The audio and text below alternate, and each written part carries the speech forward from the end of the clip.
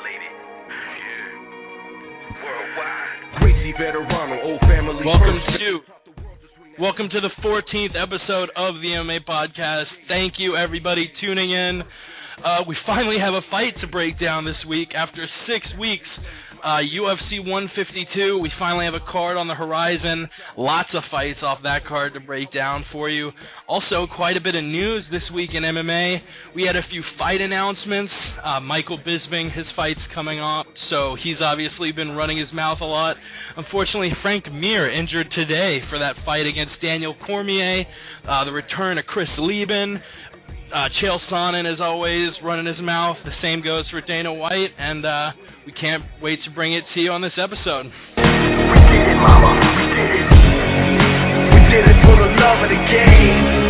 We did it, mama. We did it. I did it for. We did it, mama. We did it. This game will never be the same. We did it, mama. We did it. I did it for. And thanks for tuning in to our 14th episode. We apologize to everyone for the audio problems we had during our last episode. A little uncharacteristic of what we usually try and do. Apologies also to Amisha Tate, who is a consummate professional, great person. We actually disconnected, and by all means, she could have just dipped out and pieced out from the interview, but for a few minutes, she was, calling us over and over, trying to get reconnected. We really enjoyed having Misha and Tom on last week for our 13th episode, which actually turned out to be a pretty lucky one as far as the great interviews we got with Lawler and Tate. Thanks to them. If you haven't heard it, check it out. Thanks to Smoke Serpent, as always, for letting us use that dope song for the intro. And to Patrick Johnson, a.k.a. P-Money. You heard Ray Thompson on the 12th episode, I believe. He's Ray's co-host on the MMA Mental. We're actually going to start bringing you a roundtable show with them both coming up this coming Monday, so stay tuned to our website and our Twitter for that. Shout out to our partners, MMA Mental. Like I mentioned before, Patrick is a co-host on that, as is Ray, and the MMA Playground, which is the best MMA forum on the internet. And, it's kind of funny. We've had about, 13, 14 UFC, Strikeforce figures on. We really don't have that many people calling live, which we really encourage you to do. I have an eye on the studio. So if you call in, we'll definitely make sure to patch you through. The number is 646-378-1046. And you always can tweet us at the MMA Podcast. The website is always themmapodcast.com. And as I do every episode, I end up just ranting about our sponsors and to call in, etc. for about 3 or 4 minutes. So without any further ado, I'll pass it off to the stunningly beautiful co-host of our podcast, the young Christopher Lowe. How are you doing today, buddy? Oh, you know how to make me feel just right, baby girl. Yeah. Hell yeah. To be honest, I've had a shit-ass cunt-fuck of a day, but not much to say about that. I just want to expand upon what you were saying about, how we had those technical issues the other week. It goes both ways. My microphone's having problems. Blog Talk Radio's been kind of a bitch, and I went back and listened to it, and I want to personally apologize to everyone for, us talking to each other off the cuff, how about now? Can you hear me now? And, cutting in and out, so that's not what we want. We want to have interesting conversations, so I want to personally apologize for that, but we're working on it, and my stunningly... my stunningly gorgeous co-host over there said, we'd like you guys to call in and shoot the shit with us. We enjoy talking MMA. And no talking point is off limits. It's the no holds bar kind of a conversation. So call it in. Yeah, it's kind of funny. I signed off last week vowing that I would never return to Blog Talk Radio, and like a battered wife or Rihanna or something like that, I have returned to Blog Talk Radio. We're giving it one last chance, one last hurrah. I spoke with their support staff, who who actually didn't get back with me after one reply, but their one reply seemed genuine, and it seemed like they were really concerned about the issues we're having. So they trained to not get in flame wars. Oh, I really wanted, after the 12th episode, I flamed them pretty hard, but after the 13th, I was a lot more calm with them, which I think elicited a better response. But, yeah, really glad we got a bunch to a breakdown. I'm so thrilled we finally have a fight card to break down. After 6 weeks of nothing, we actually have lots of events coming up. The next 4 weekends all feature a UFC event, which is awesome. Bellator Season 7 getting off of the blocks next weekend, and I think Strikeforce Healy versus Gilbert Melendez is also next weekend as well. So we got a lot of shit to talk about. Yes, we do. And, like you were saying about Blog Talk, just when we thought we were out, they pull us back in. They pull us back in. And before we get into the MMA talk, if there's one thing that we really excel at, it's MMA and talking about poop stories. And I was actually starting to tell Chris this story, but there was only a few minutes before we started up, and tell us about your we poop. Decided to save it for the air. Wasn't necessarily my poop, but I recently started working at, I won't mention the place by name because I don't want random people calling my work, but just started working in Chicago. It's my 3rd or 4th week on the job, around, maybe 11, 10:30 maybe. The mornings just starting to hit the bottom of the old track.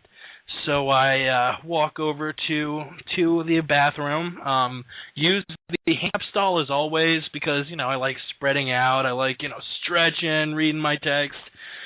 I almost feel like the handicap stall is as much of an office as my actual office, even though it's not fair that they get that much room. I mean, it's just not fair. I actually have this phobia, kind of. I am always afraid that I'll be stretching out, enjoying the handicap bathroom, and then all of a sudden I'll hear these wheels rolling in, and then just hear a bang, bang, bang, bang, bang. And getting caught in the handicap stall when somebody handicapped needs to use it would be just as bad as parking in the only handicapped parking spot and having a handicapped person need to park in the back of the parking lot or wait for you to leave. It's it's thankfully never happened, but in the back of my mind, every time I've used this handicap stall, or not this one, but any handicap stall, I'm always a little fearful that someone in a wheelchair is going to roll up and yell at me for using a handicap stall while the other ones are empty. You know what went through my head? Just you sitting there, doing your business, and then and then you look up slowly and you see this person in a wheelchair just staring through that little crack. Just, you motherfucker. I always thought it was really weird. People will look at you through the crack to see if it's occupied. I've never really been a fan of doing that method to see if someone's using the stall. I usually look for shoes. Shoes is the number one indicator. I'll kind of lean my head back a little bit, see if I see any shoes. I've never thought to knock. But I actually had this issue today. I was going to use the restroom, and like I do every time, I just walk up to the handicap stall and pull it open. And of all the people to be sitting on the toilet, it's my boss. And luckily, I have a couple of bosses. There's the owner of the company and my boss in corporate sales. Luckily, my boss in corporate sales is pretty funny, and I walk in, open it up, slam it really quick, and both of us start laughing hysterically, and I just start repeating over and over, what the fuck? What the fuck? What the fuck? And then he is like, damn, man, you really needed to rip the door open on me? I'm like, dude, you know those have locks, right? And like to live on the edge or what? I always lock it. What I think is I actually have had the same exact thought. The one thing people don't really look at when it comes to bathroom maintenance, there will be like 16 different rolls of paper in this giant mechanical device where you like turn this pulley and the next thing of TP comes down.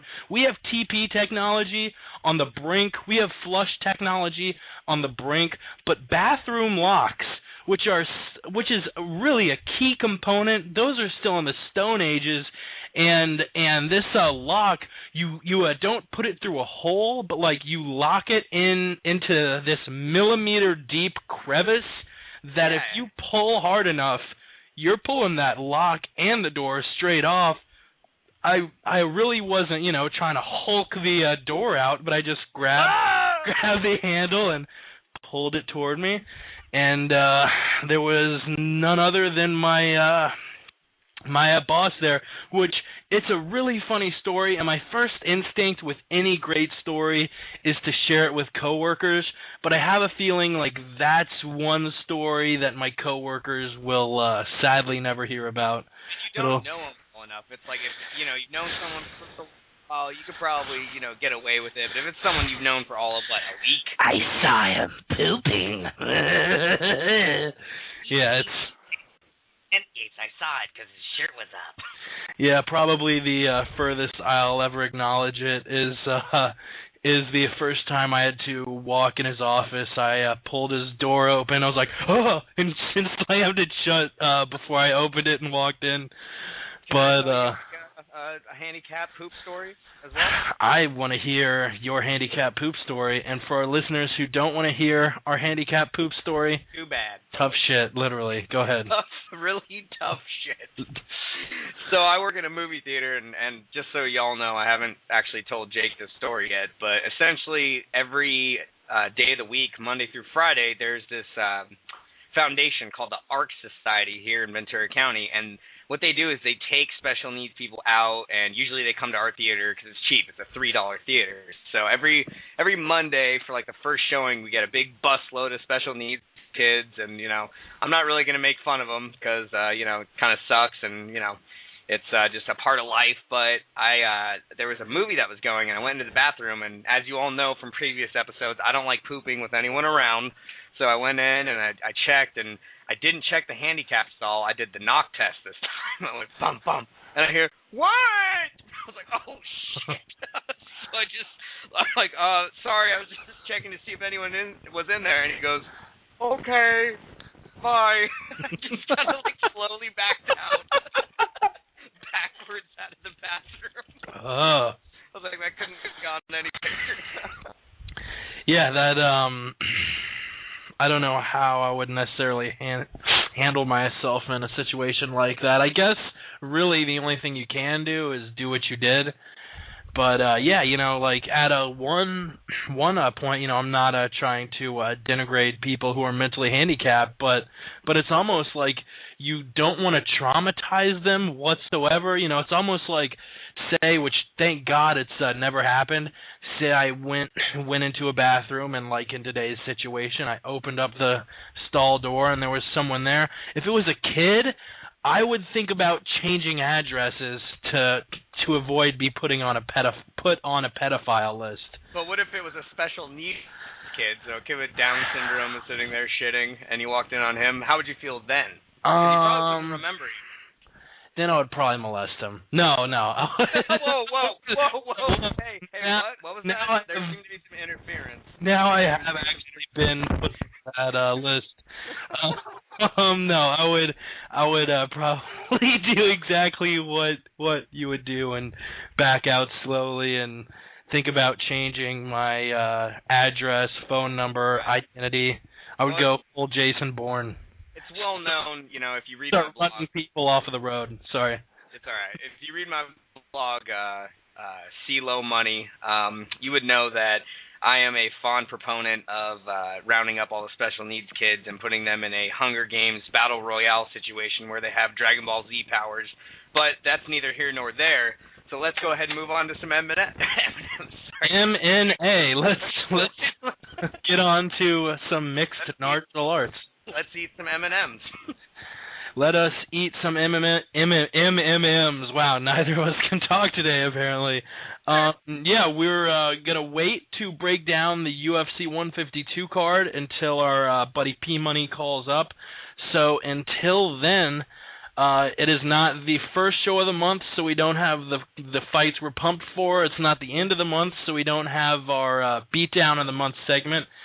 So let's get straight into the news early. Let's get sassy.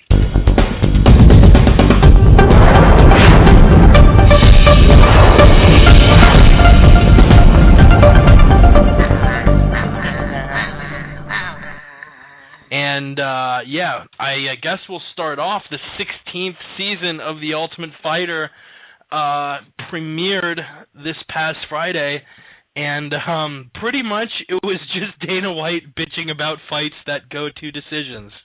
That, like, Dana White, if you were to time it, I want to say spent at least 3 minutes either telling the fighters that they shouldn't go to a decision or telling the audience that it was a shitty fight.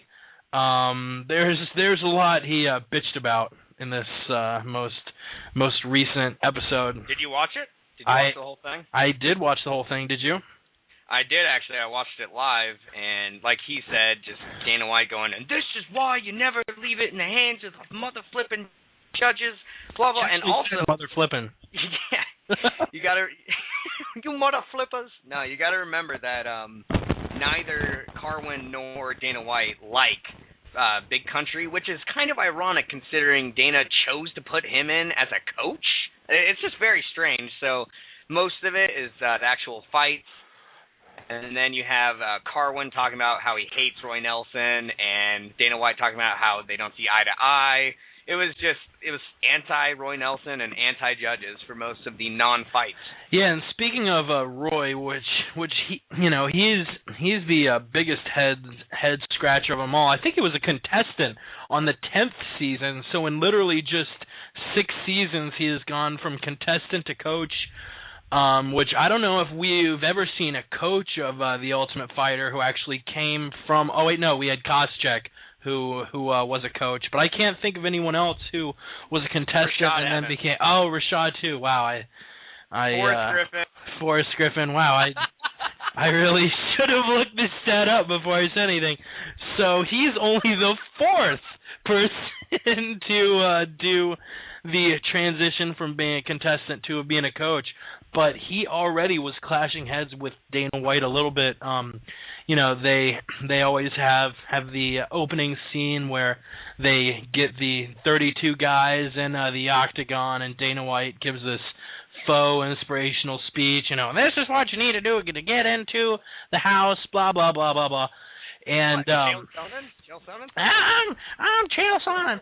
But no, so he gives this speech about how you shouldn't leave it to the judges and put it all on the line, et cetera, et cetera, et cetera.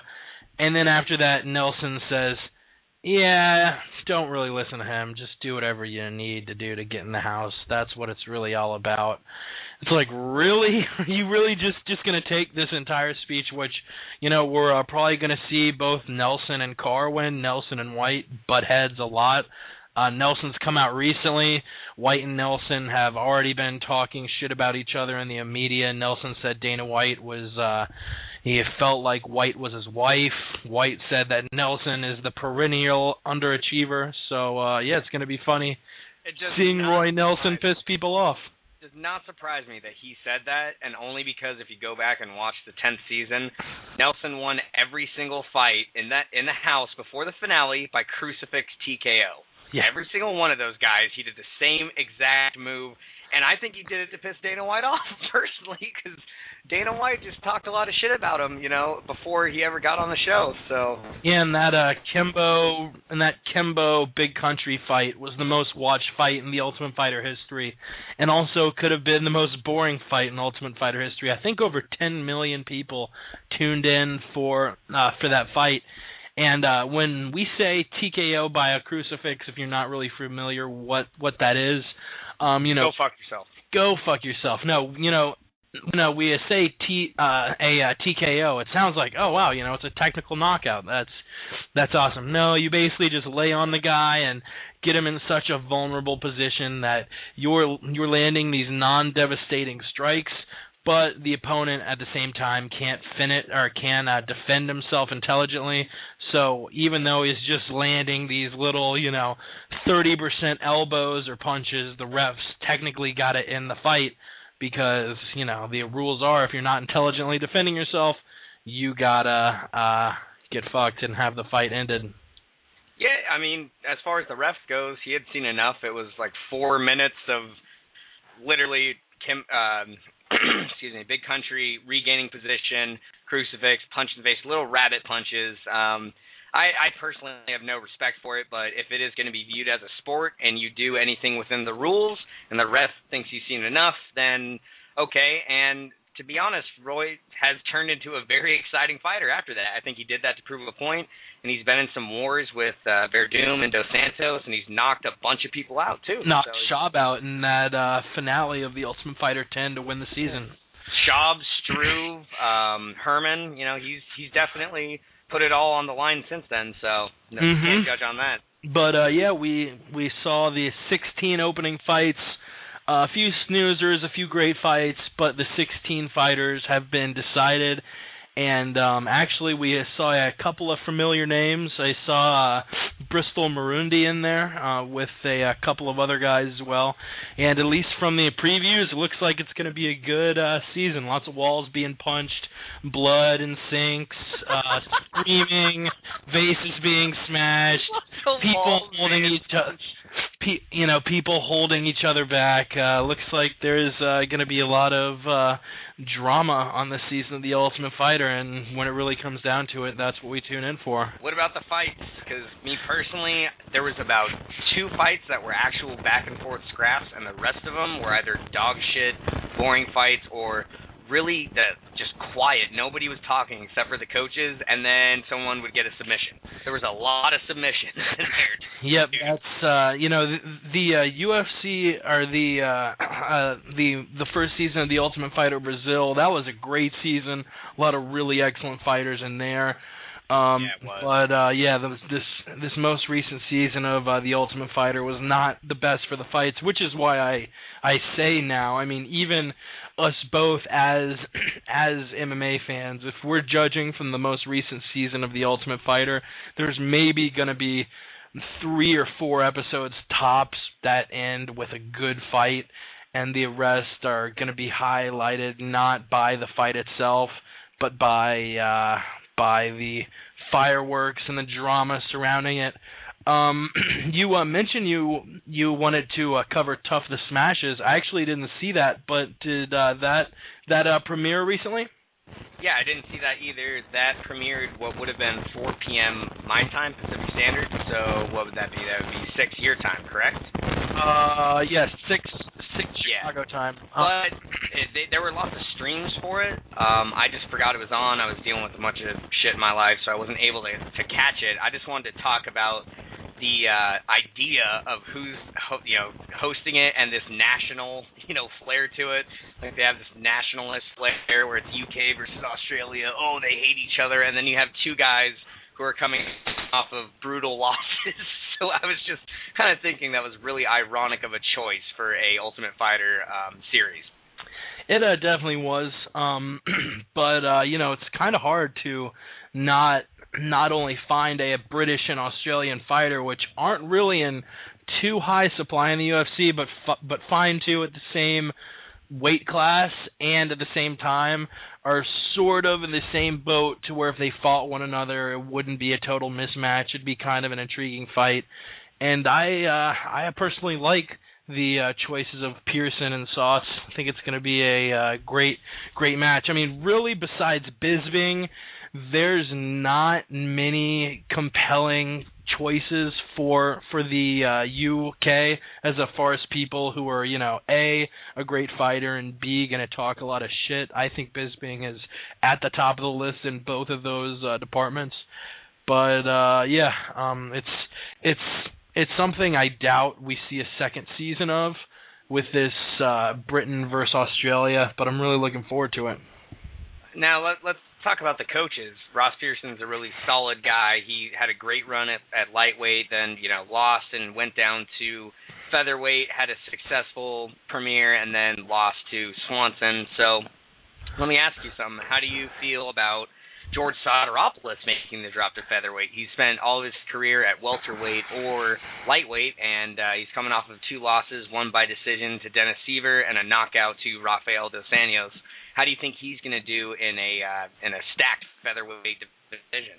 As far as guys moving down, just from what I've seen in the last couple of years, I almost feel like the most successful transition has been from lightweight to featherweight. Most of these guys who make the transition do it without too much trouble. You have the benefit of only needing to drop down 10 pounds, whereas if you're going from light heavy to middleweight, it's 20 pounds. If you're going from middleweight to welterweight or welterweight to lightweight, it's 15 pounds. It isn't really too much of a cut. And Soteropoulos is one of those guys you don't really know where his stock lies, because in some fights he looks fantastic. He looks like one of the best jiu-jitsu artists in the world. But in other fights, especially lately, that fight he had in Australia, I think versus Dennis Seaver, he didn't look good whatsoever. I'm not really sure where his stock lies, but if he can turn it on and have a great fight, the dude could be as good as getting a title shot sometime. Yeah, he's got solid, really technically sound boxing and some of the best jiu-jitsu at lightweight at the time.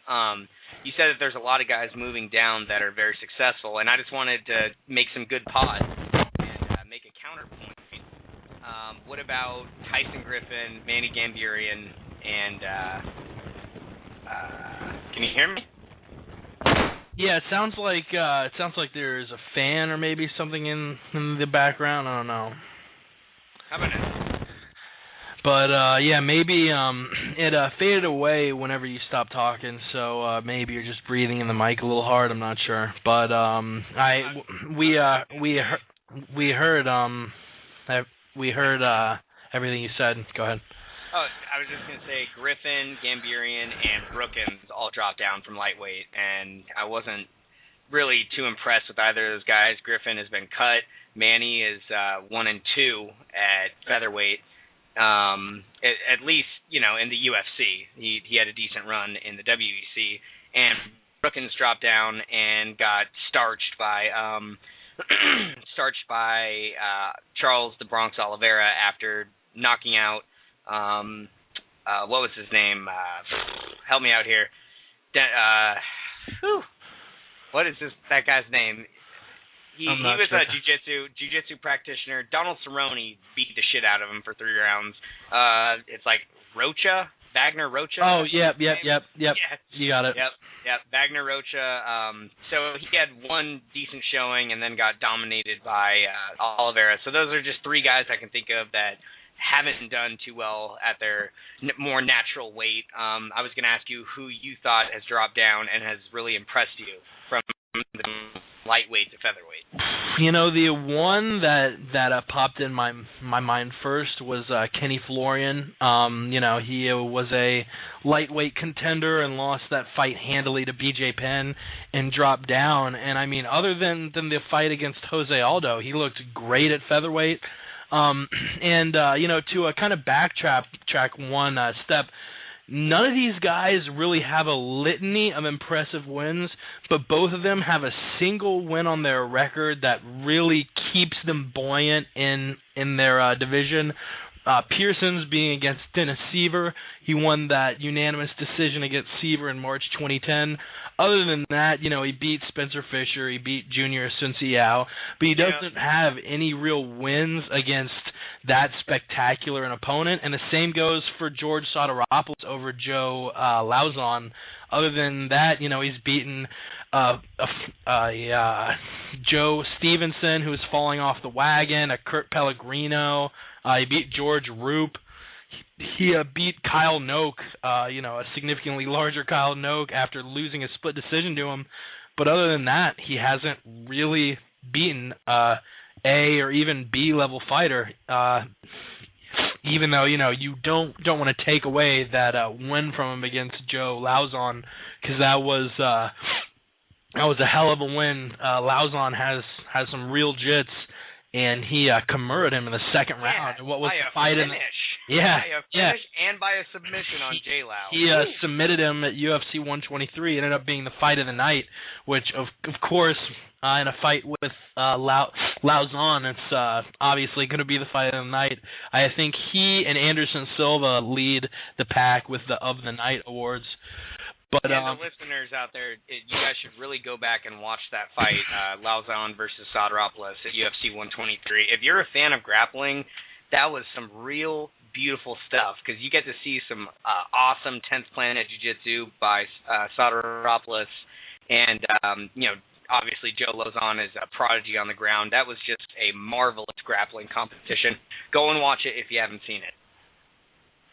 Yeah, and to kind of wrap that up, we actually have Patrick Johnson calling in from MMA Mental, and we will patch him in one moment. Do you have any other thoughts on the Tough Smashes season?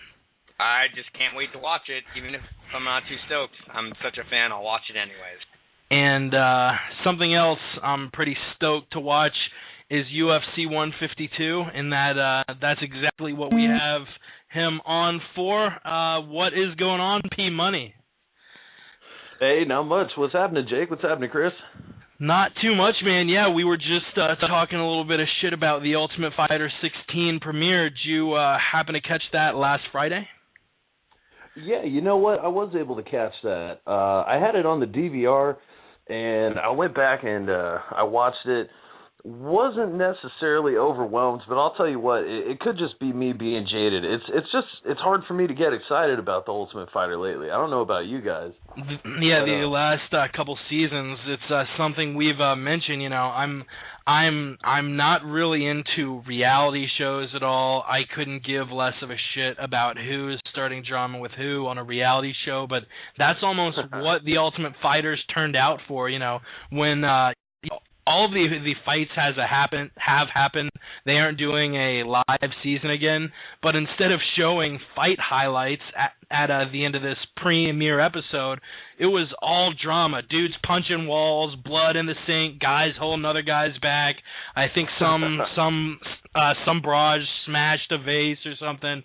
It was just all like, yeah, watch this because they're gonna fight in the house. Yeah. I've got a different take, guys. I see both your points. It's hard to get really excited for it, and especially when they're showing all this pointless crap where dudes are just ruffling their feathers. Oh, come at me, bro. But you know what? After this long-ass break, it was nice to watch some MMA, dude. It was just great. Regardless if it was good or not, it was the most excited I've been in a while, just for the simple fact that we were watching UFC, and that's the only reason why I was excited for it. Yeah, maybe it turned out to be good for at least Ultimate Fighter ratings that UFC 151 got pulled off the shelf, because I believe there was a 6-week gap in between fights earlier this summer, and in that gap and in this gap, I was starting to get a little bit antsy, which segues perfect into UFC 152. It's kind of nuts. The UFC, after a 6-week hiatus, is going to be hosting a card in each and every one of the next 4 weekends, but you will not see this guy complaining. It's almost like we, saved all of our winter food for just one massive fuckfest feast. Just we go at it every weekend. We're going to have a card from UFC 152.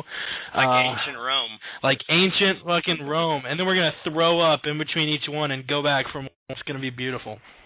I want to see Patrick wrestle a lion for our amusement. I also would like to see that. Could you possibly do that for our podcast? With a lion, I don't think so. Perhaps a cage fight with a bear. If I had the appropriate equipment, I feel I could take a bear. What, like a bear suit or a sword, or what do you need for that, Patrick? I need a double-handed machete and a couple 50 cal Desert Eagle handguns. I think I should be straight. And a 30-pack of beer, obviously. You're going to need to pregame for that. Oh, at least. We're talking, I mean, I don't want to get too sloppy. I'm thinking maybe a 6-beer buzz before the bear fight, 24 celebration beers.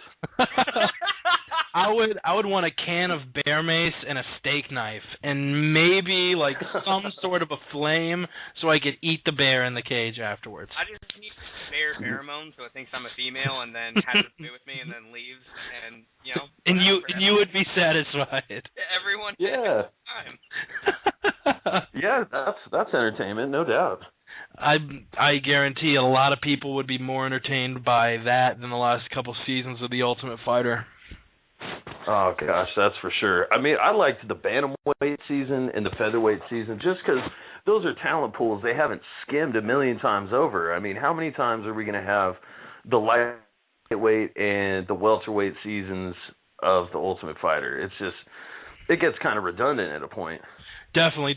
And before we carry on with the UFC 152 preview, I'm sure a lot of people who listen to our podcast are wondering, who the fuck is this guy that they keep calling P Money?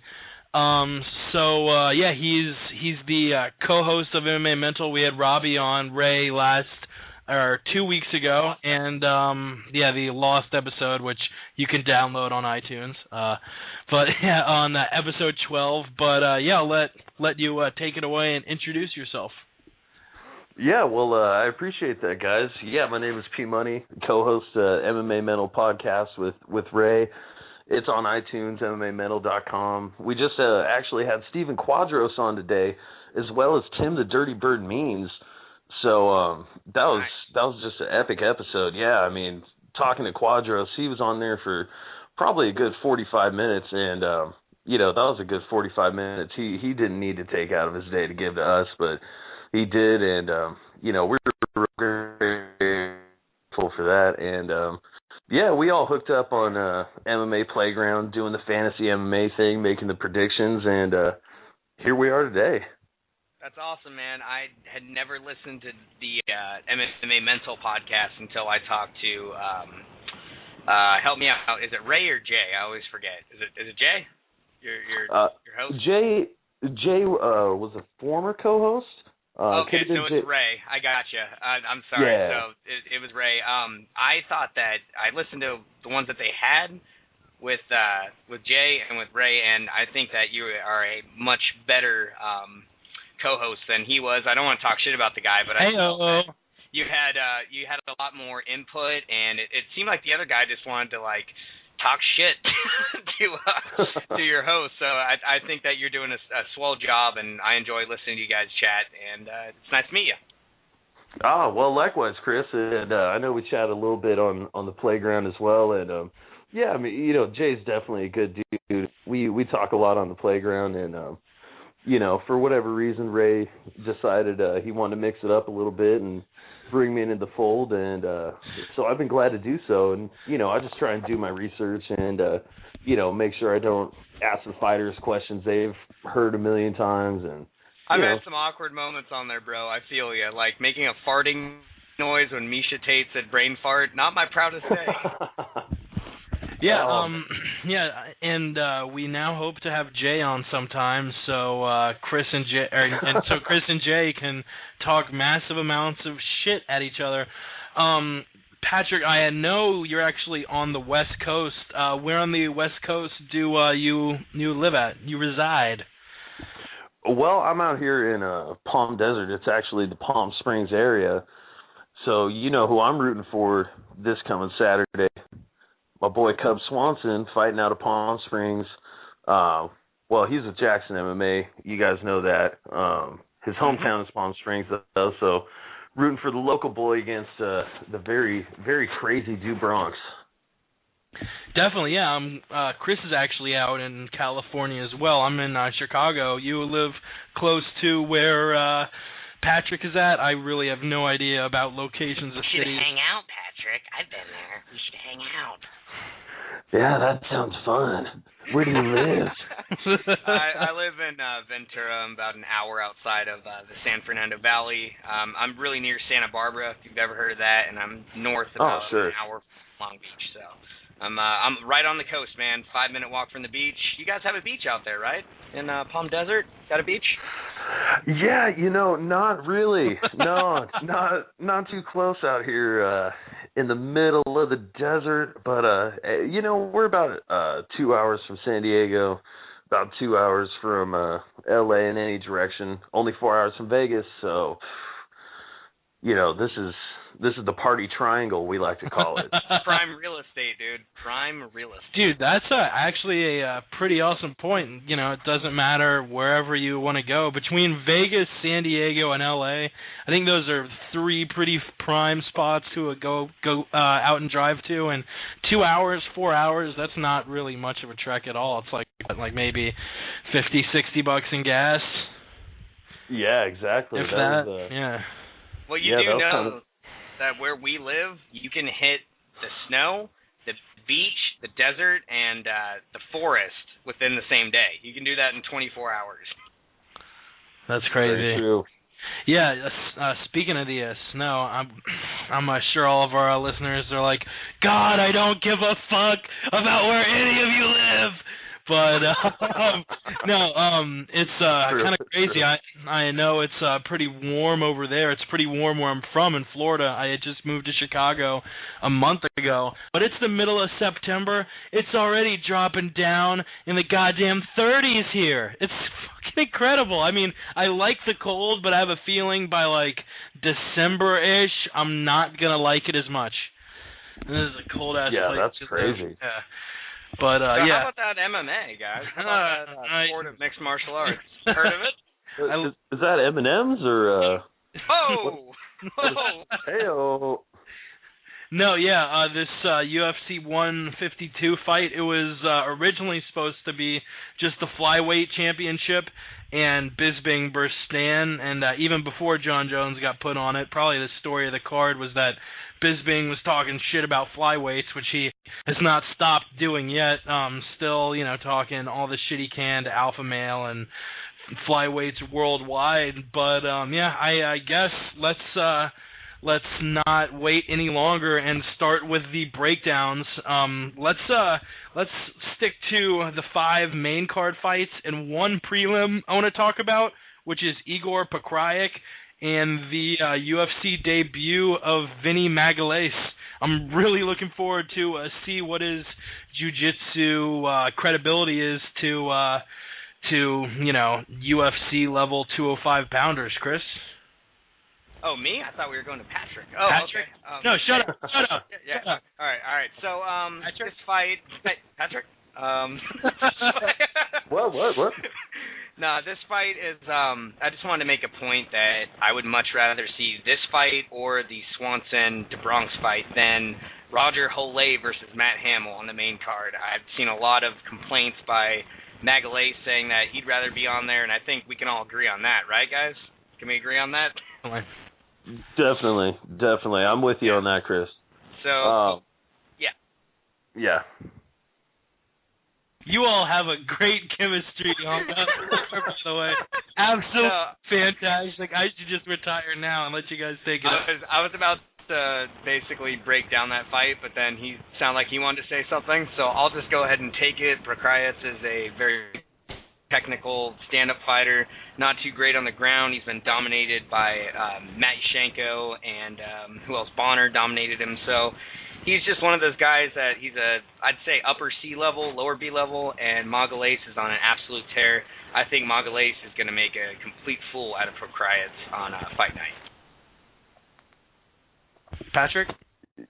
Yeah, you know what? I like Chris's assessment, and I wouldn't be upset if it went that way. Like Chris pointed out, Pekrajic has been tooled around a little bit on the ground, and the guy he's coming in to fight, and Vinny Magalhães, I mean, Abu Dhabi champ, if I'm not mistaken, gold in several different weight classes, So his grappling is just simple. I think really the only question is, can Magalhaes wrestle Pekraeus to the ground before getting knocked out? Because you guys know Pekraeus comes out and he's just swinging like a crazy person. So, it could always land, it could always catch him. But I mean, when you got a guy who's going in there with the credentials Vinny Magalhaes does, who's been, submitting fools with mounted go-go-platas and shit, I'd like to see that string continue. Yeah, I think most of us want to see Vinny win, but I think it might be a closer fight than a lot of us are thinking. Igor has a lot more experience. Vinny Magalhaes is 9-5 with 1 no contest, while Igor's been in 33 fights. He's 25-8. Coming off a few good wins, too. He lost to Bonner the end of 2010, but coming off a 3-fight win streak against Todd Brown, Krzysztof Soshinsky, and Fabio Maldonado, who's actually going to be fighting on, I believe, in a month against Glover Teixeira, and is going to get absolutely destroyed. But Vinny Magalhaes also on a pretty good streak. His last loss wasn't to a fighter nearly of Stephan Bonner's caliber, Pedro Galeza, but I feel like in the last 2 years, chances are that Vinny has evolved more as a fighter than Pekraeus has. Won his last 5 fights, like I said, 4 of those 5 being an M1. And I actually misspoke. I totally forgot that this isn't his UFC debut. He actually has fought in the UFC before. That was all the way back in 08 and 09 when he fought a couple of decent 205ers in Ryan Bader. Elliot Marshall. Yeah, Ryan Bader and Elliot the Fire Marshall, which I really love those nicknames that aren't really a nickname. It's just something that sounds cool before your last name, like Elliot Fire Marshall, Nick the Promise Ring. But I really don't know how much Vinny has really evolved since he was cut from the UFC, losing to Elliot Marshall. Signs point to the fact that he's evolved a lot. He's gone, I believe, 7-1, but none of these guys are against really big names. Pekraeus, the only real skilled fighter he's fought since Elliot Marshall. So this is going to do a lot to show the world where exactly his standing is in mixed martial arts. I think that we can all agree that Igor has faced stiffer competition, just way more hard than Magalhaes has, but that's the thing, is that he got dominated by 2 wrestlers, whereas Magalhaes... You said stiff, then hard, then butt. Sorry. Yeah, I meant to do that. So, fantastic. Shit. I wanted to point out the fact that Magalhaes, like Patrick pointed out, has multiple titles, and I'm sure he shored up his striking defense. So I think we're gonna see a domination. I'm gonna say first round finish. What do you guys have? I think it's first round finish either way, be it for Pekraeus or Magalhaes. Either first round sub or first round knockout. Yeah, I think that Vinny Magalhaes has definitely tooled up his striking defense, and we've seen recently that Pekraeus doesn't really have the best ground defense. So even though I don't really think in caliber, at least from what I've seen, they're too far apart, I'll stick with the majority and say first round submission. And before we move on, do any of you know who Vinny Magalhaes' first loss was to? I'll assume you don't and save everyone time. His first loss was to George Bush. Whoa! It was to a guy named George Bush at UFC Evolution in May 2007. I'd love to see Vinny Magalhaes actually fight George Bush. I would pay.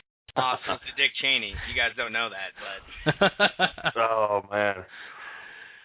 But yeah, did any of you have anything else to add on that top prelim fight before we move on to the main card? Yes. What's that? No, I don't. No. All right, great pod. The first fight of the pay-per-view after we see, God, I can't wait to see that video for the first time in 6 weeks. I might actually come. But we have, like you were saying, you're from Palm Desert. Your boy, Cub Swanson versus Charlos. That's like the third time I've accidentally said Charlos when talking about Charles Oliveira. Jesus Christ. Cub Swanson versus I'm just gonna call him Charlos Oliveira now, and I'll let you start it off because that is your boy, Patrick, Cub Swanson. That is my boy, and you know what? My boy been looking good lately. I mean, he got that knockout of Ross Pearson on FX. Pearson, he's a tough dude. I talked about him going down to 145, and so he's got that in his cap. And you know, he's training out here with Tim Bradley, who is, I think, technically the WBO champion, again, just on a technicality, but you know, dude went the distance with Pacquiao, somehow got the decision. So, you know, they train every now and then. And, of course, like I had referenced earlier, he's training out in Jackson's MMA. So they're the notorious game planners in the game. So it'll be interesting to see what they draw up because Bronx, he's just a real tall dude. He's a very lanky, very rangy featherweight. And he uses his range very well in his striking with the Muay Thai elbows and knees, and he's got the long limbs for the submissions. We've seen, you know, I think he was the first person to pull off calf slicer submission in the UFC. A not full slicer. No, a calf slicer, like a baby calf. Okay, baby calf. I got you. Yes. So, you know, it's going to be a tough one, and I got to go with Cub for the knockout just because there is a precedent there. We saw Oliveira get handled by Cowboy Cerrone, so I'm going with boy Cub by first round knockout. Hell yeah, man. I love Cub Swanson. I love his fighting style. He's super active, unorthodox. He throws, you know, capoeira strikes. He throws flying strikes. He's had fight of the nights. The one issue I had with Cub before his last two wins was his, what would you call it? Basically, you couldn't tell if he was going to win or lose because he would win one, lose one, win one, lose one, and I couldn't really figure out where he was going with his career. Looked great in his wins, looked terrible in his losses to Pulver and Aldo. But he has seemed to really just, I don't know, find his rhythm. He's doing something right because he knocked out George the Poop Roop, and then he came back and just dominated Ross Seaver in that second round. So let's talk about the Bronx. Like you said, he's very tall. He's got a great ground game, and he's very active, has some nice striking. The issue is that he has some very technical flaws. But the issue I have with this fight, not the issue, but the only thing I'm thinking about is I think it's going to come down to scrambling. Who's better at scrambling? Because they have very similar styles. Great ground game, great striking. The wrestling is decent for both. So I think whoever controls the scrambling is going to control this fight. I'm going to have to say it's not going to go the distance, but I cannot tell you who's going to win this. I love both of them. They're just amazing fighters, and I can't wait to see them throw down. Definitely. Yeah, you know, both of these guys, you look at their record, and something you really can say about both guys, they only lose to elite-level competition. Charlos's only two losses come to Jim Miller and Donald Cerrone, who are both top guys at a weight class above him. And you look at his wins, I believe he, of his 16 wins, only has one decision. He has 6 knockouts, 9 submissions. Coming off of those 2 wins, most recently the one just a few months ago against Jonathan Brookins. Cub Swanson's same exact boat. You know, his only losses came to a Jens Pulver in 2007. That was really, really elite level. Jose Aldo and Chad Mendez and Ricardo Lamas. Lamas just beat Hioki and dominated Hioki. Everyone thought Hioki was number 2 at his division. So Lamas, Mendez, Aldo, and Pulver, really all top guys.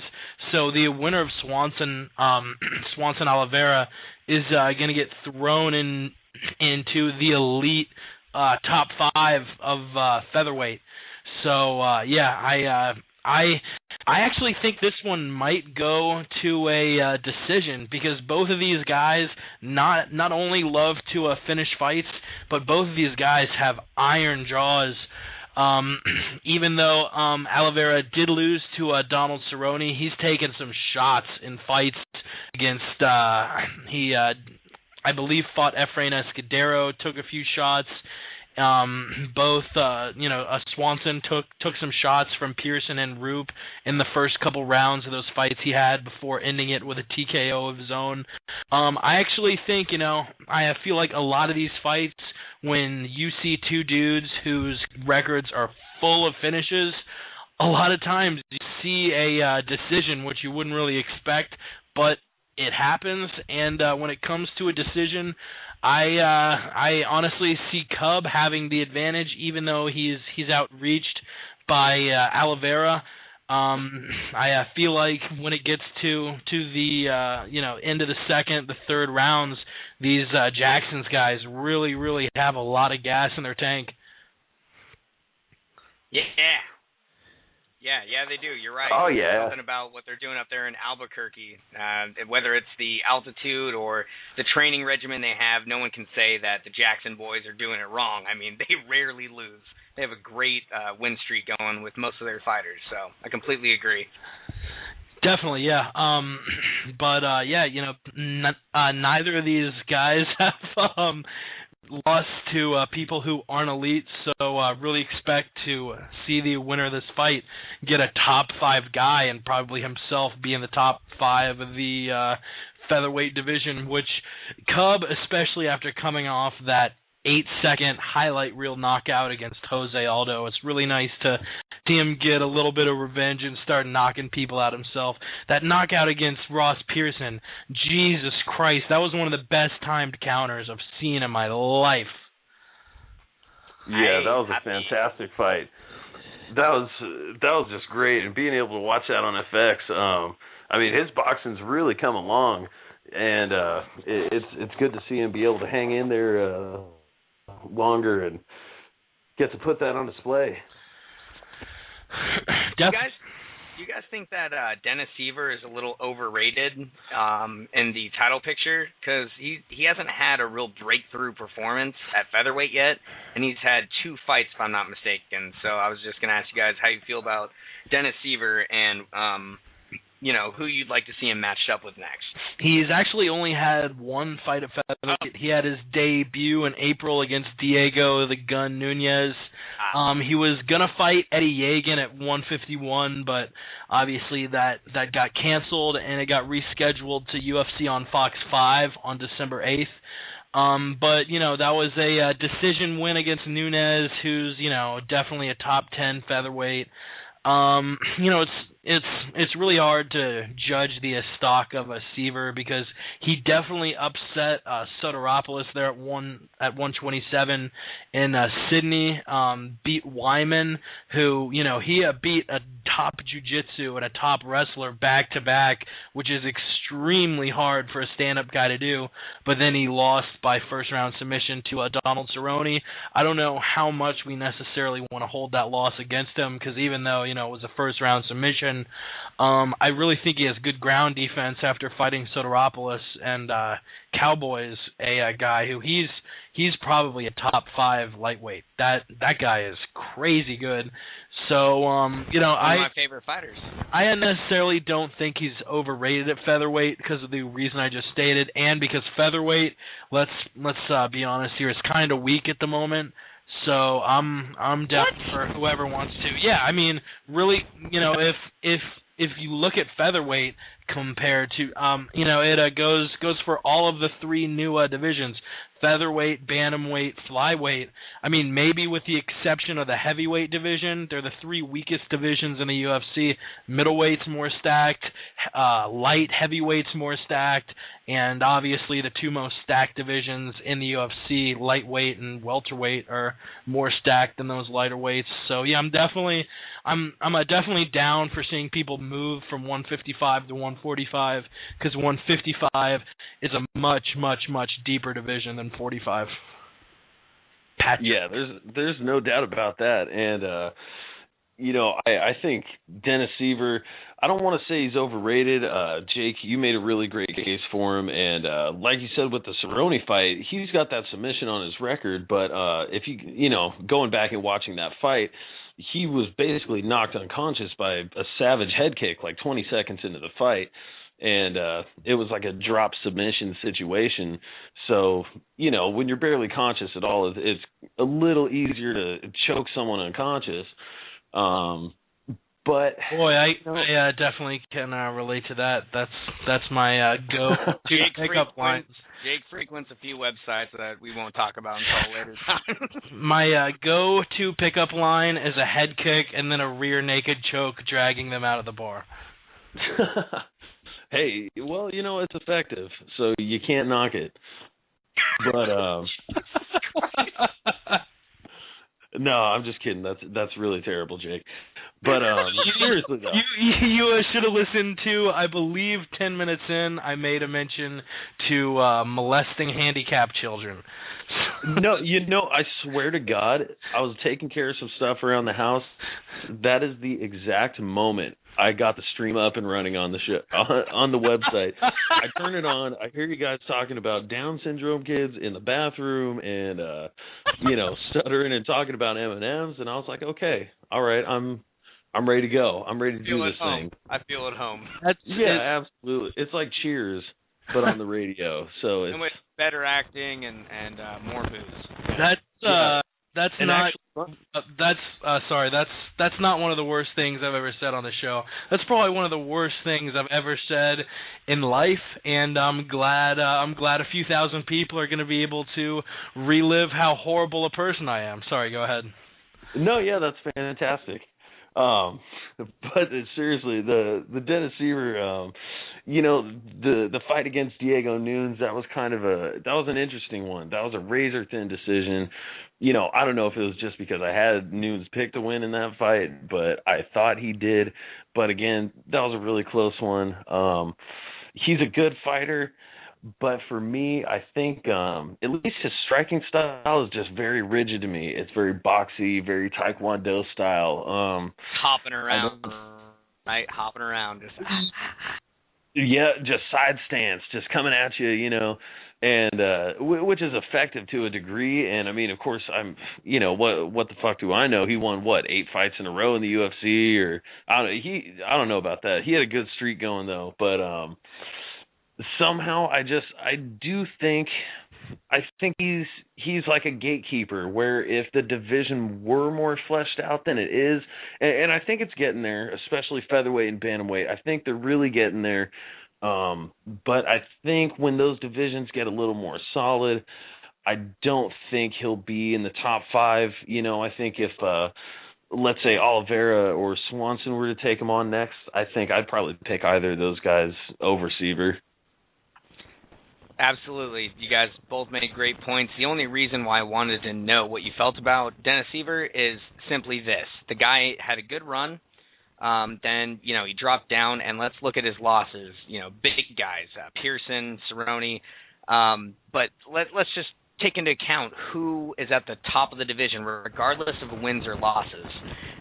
There is, you got Dustin Poirier, the Diamond.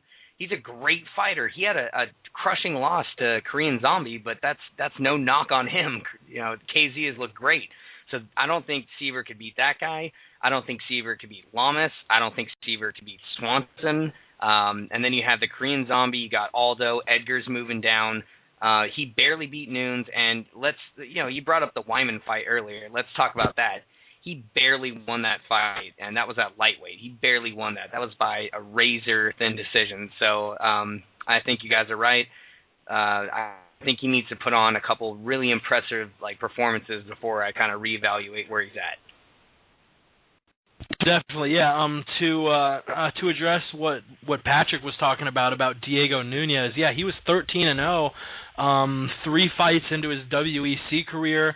lost to L.C. Davis, and then won a few more, and then basically was fighting for number one title contendership and fought Kenny Florian for a shot at Jose Aldo, lost that fight by unanimous decision, which actually, talk about streaks, Diego the Gun Nunez is on a streak of 9 straight decisions, going 6-3 in those, winning most of them. But yeah, he started his career off with 11 finishes. He had 6 submissions and 5 KOs. Looked like a guy who was going to finish every fight, and pretty split up too, almost like Carlos Condit. Had finished every fight half by submission, half by TKO. And literally the gap was he was 11-0 every fight, losing by a finish. And then when he got signed on to Zuffa, and since then he's 6-3 every fight, going 3 rounds, 15 minutes. A couple splits in there. He had a split victory against Mike Brown and Rafael Asunciao, but the rest of them unanimous nods. Which I bet you Diego Nunez's next fight goes to a decision against Bart Palashevsky, who's also had some decisions recently. I believe his last loss was a decision to Hatsu Hiyoki. But enough about goddamn Diego Nunez. This is like eating... Or Dennis Seaver, the Double Ds. Double D boys. You were the one who brought it up, Chris, you son of a bitch. But I know, but you guys kept going. God damn it. We love to beat dead horses and retarded children. Anyway, yeah, moving on down the 152 main card. The second fight is going to be the return of Matt Hamill, the only man to beat John Jones, albeit by technicality, against the Canadian Roger Halle. And Chris, you and I were actually talking about Roger Halle. Let's hear your breakdown of Matt versus Roger. Well, the thing is... Oh God, no! Please no! I was actually what if we ever have Matt Hamill on the podcast? You can't have him on the podcast. That's impossible. Exactly. But maybe one day if I'm doing... Oh no, that's terrible. One day if I'm doing a post-fight podcast and I'm absolutely wasted, I'll join in with the horrible impressions. But I would say, at least for now, it may actually be best to stick with the GSP impression. Let's just let P-Money break this down and we can move on. Yeah, you know what? Hamill and Halle, that's just... I'll tell you what, I've never seen Halle fight, but I've got this thing about Matt Hamill, and that's he showed so much potential, to me at least, on The Ultimate Fighter 3, and he only got marginally better. I mean, not to slight the guy, let me say he's always been one of my favorite fighters since I saw him premiere in that show, but there are certain holes in his game which, to me, while he improved in other areas, there are certain things he just never improved. He has some trouble in his striking defense, especially when he goes to evade. He ducks low all the time. And, we saw Tito Ortiz exploit that when they fought. He kicked Matt Hamill straight in the face probably the first 10 seconds into their round. But Matt Hamill's just such a glutton for punishment. He was able to eat it and, come back and win the decision against Tito. So, I hope he's coming back for the right reasons. I want to see him heal up because, you talk about his technicality win over John Jones, and I actually laughed because I was going over Matt Hamill's record the other day, and I see this win over John Jones on there, and then I think about the fight, and I was like, oh, wait a second. I remember what actually happened, and that was one of the most savage ass whoopings I'd ever seen in my life. Like one of those ones where I was like crying at the TV, just tears of sadness, like, stop the fight. And, he's taken shit like that. The fight with Rampage, not nearly as bloody, but he got his ass whooped for 15 minutes. Gustafsson, beat him into a temporary retirement. So I want to see him come back, healed up, and not ducking into fucking head kicks. I mean, it's just, if you don't come back with at least that, you shouldn't have come back at all. So, having said that, like I said, I haven't seen Hole fight. I've only seen his record. That really doesn't do much justice in MMA. You can only get so much information, but I see some losses to some guys who aren't UFC caliber, and just given the way this fight was booked, it was originally booked Matt Hamill versus Roger Hole, and then Hole fell out, and they brought in Matt Yushchenko, and Matt Yushchenko fell out, so now they're bringing back in Hole. I just think it's kind of being designed to get Matt Hamill over some of that ring rust and setting him up for the victory. Hey guys, I'm better. That's Hole. I'm better. Good to go. So what do you say, P Money? Let's write a letter to Matt Hamill. We'll send it to his agent, and we'll all talk about what you just said. You can write the prologue, and we can all talk about how we love him, and then we'll sign it. And P.S. Yep. Don't duck after you strike. Don't do it. Yeah, absolutely. I think we'll do that. Also, it could start out, the Hammer was an inspiring movie, even though you ripped off the title of Adam Carolla's movie. But don't duck into fucking head kicks. That's it. Just don't do it. And I think his career will probably look a lot better if he just doesn't do that. Definitely. And yeah, I don't think Roger Hole is up to snuff with some of these guys that Hamill ended his temporary or that he lost to recently before going into a temporary retirement, like Alexander Gustafsson and a Rampage. I couldn't agree with you more. I was actually going to say the exact same thing. I think the UFC is setting this up as something, welcome back to the UFC. Here's a victory. And dude's a solid wrestler. He did rip off Adam Carolla's movie. I haven't seen either, even though I want to see both. I've seen both. Which Hammer is better?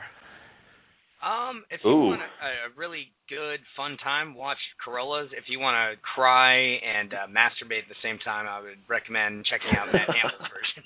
Does Carolla basically play himself just a boxer who always complains? Yep. Now, what's the deal with boxing? Why do I have to get punched in the head so much? Why am I doing a Jerry Seinfeld impression? But you're doing a mix of Sonnen and Seinfeld, dude. Sonnen and Seinfeld Incorporated. Sonnen Seinfeld Incorporated. I'll need to start up that law firm. But yeah, I think we all can agree Matt Hamill by decision probably isn't really one for finishing. I say finished. Finished. He actually finished. He finished Mark Munoz by a head kick. He finished Tim Boach by a TKO. Maybe if Hamill moved down to middleweight at some point. I mean, he's fought a lot of these guys who are now middleweights. We have Bisping, Franklin, Munoz, and he beat all of these guys except for Franklin, but that was while Franklin was in his title run at UFC 88. Damn, I mean, looking at his record and think about it, he finished Boach in the second round TKO, Munoz a first round head kick. Maybe we should see him move down a notch, fight there. Yeah, absolutely. I mean, you look at the run Mark Munoz had after he was knocked out by Matt Hamill, and it's funny. Ray and I were actually just talking about this today. He dropped down to middleweight, and I think he went on that 4-0 run before he was handled fairly easily by Weidman, which is no shame when you look at that kid and what he's done. But yeah. Patrick. Yeah, he actually moved straight down after 2009 when he got head kicked by Hamill. Went 3-0, lost a split decision to Okami, which he's a perennial top middleweight, and then went 4-0 before losing to a Weidman, which I don't know where to put Weidman. Weidman says he's mad that he didn't get a title shot against Silva. I don't really know whether to sympathize with him or not. I lean toward not, but Hamill and Munoz both definitely destroyers, and I think we all couldn't agree more on Hamill moving on swiftly past Hole. How do you see the fight finishing, Patrick? Don't listen to Chris. Patrick. I think I see that fight. I think I'll say that's a second round TKO. I think sometimes Hamill needs to work into his rhythm a little bit, and aside from the Munoz fight, I think that's generally how he works. So I've got the perfect way for this fight to end. You ready, Patrick? You ready for this? This is gonna make your day. Promise. Please 100%. Please tell me, Chris. So 2 rounds go by. It's a boring clinch fest. It's like a John Fish performance. It's Hamill just muscling Ole around. There's a couple scrambles. 3rd round starts. Joe Rogan's getting restless. Yeah, I can't figure out what's going on here, Mike. Mike's like, brought to you by Crank 3. And then Matt Hamill muscles Ole up. It's the last minute of the fight. Hamill looks at the camera and yells, "I can't hear the boos!" And he just suplexes Ole into a KO. And then he puts a thumb up to the camera and says, "But I can feel him." Can I get GSP's reaction to that? Oh, you know what? Oh, we have officially gone off the rails at the MMA Podcast. Yeah, let's go ahead and add that into the already drafted letter to Matt Hamill's agent. Please do this after the fight. Yeah, just make this little request. I can't feel the boos. Holy shit. Oh, sweet Lord. Moving on, we now are going into the top 3 matches of the fight, which was fucking hilarious. But I really think time-wise, we only have 45 minutes left. Definitely want to cover these 3 fights thoroughly and get through the news, which I also was going to throw in a minute ago. If you are listening live, definitely tweet at us. We're at the MMA Podcast, or call in at 646-378-1046. Definitely love hearing your opinions. Talk about whatever fight we're on now. Call in during the news. What the fuck ever. Moving on, we got Michael Bisping versus Brian Stann. Kind of the ultimate good guy versus the ultimate bad guy. I mean, Bisping is sort of like the more annoying version of Josh Koscheck, and even I don't even know if I want to compare him to Sonnen, because Sonnen's more of a cerebral type troll, whereas Bisping just seems like that drunk guy at the bar who's like really, really, really, really too easy to offend. I mean, literally some of maybe 500 people at a pre-fight workout, one guy was yelling something random, and it bothered Bisping enough to where he had to stop hitting pads and look over at the guy and go, "Get that fucking joke out of fucking here," which my British accent is horrible, but Dude, that was more Boston. It was, I solemnly swear. No, but he kicked him out against Brian Stann, obviously. Consummate nice guy, war hero. I really don't think there is a bigger quote-unquote good guy in the UFC and a bigger quote-unquote bad guy in the UFC. So it's not only kind of interesting in that light, but it's also interesting in both of these guys are super, super fucking top middleweights. Let you break it down first, Chris. Whew, well, trying to follow that is like trying to follow Andrew Dice Clay when you're a stand-up, open micer. God damn it. Big fucking ad. No. No. The way I put it, simply, I'm just not going to go on a rant. I'm going to keep it simple. I'm not going to bet against Bisping anymore after he's proven that he is a force to be reckoned with. He may not have one-punch knockout power, but he is a consummate martial artist, and he is an awesome fighter. And the last time I bet on Stan to win, I had to drink 8 ounces of my own urine. So I'm going Michael Bisping by whatever he wants. Yeah, Michael Bisping is absolutely an animal. Both of them kind of surprisingly. Oh wait, no, Stan isn't coming off a loss, but both of them have lost to Chael Sonnen pretty recently. Sonnen beat Bisping in October 2011 and came back in January 2012 to defeat Michael Bisping in a fight I actually wish I would have been here in Chicago for. I just moved up here, but I definitely would have seen that. if I was living here then. Really amazing fight, a fight which I actually scored, and I know I've mentioned it before, so everyone who listens to each podcast, maybe I'm repeating myself a little bit here, but Bisping, I had winning that fight against Sonnen. Looked really good against Sonnen, really showed his strength. Sonnen is known for just tooling guys around. I expect him to do the same in his fight against Forrest Griffin, who's a strong light heavyweight. He's moving up. But Bisping looked both strong, defending the wrestling, which we don't see a lot out of British guys, and obviously looked strong in his boxing. Stan's last win wasn't really against the equal caliber opponent. They kind of fed Sakara to him. I don't think anybody gave Sakara a chance, and for pretty good reason. But, both of them have pretty impressive wins on their record. I believe both beat Chris Lieben in the last few years. They've, by different means, though. By way different means. Yeah, Stan by a first-round TKO, and Bisping by a third-round unanimous decision. Unanimous decision. But both of these dudes, I really think we're gonna see them stand and bang for a majority of the fight. Neither of them are really ground experts, and both of them like to think that they have the most knockout power in the middleweight division. So I think it's gonna be really compelling to see who takes this. I definitely agree, Jake. I think, this is just one of those instances where Brian Stann, he's another guy fighting out of Jackson's MMA, and he's had some TKO losses on his record. He lost to Steve Cantwell in his early WEC days, but he's come a long way since then. But for me, the big question is, with all the game planning and, Stan says he's been working mostly on his technical striking and stuff like that, just shoring up his offense a little more.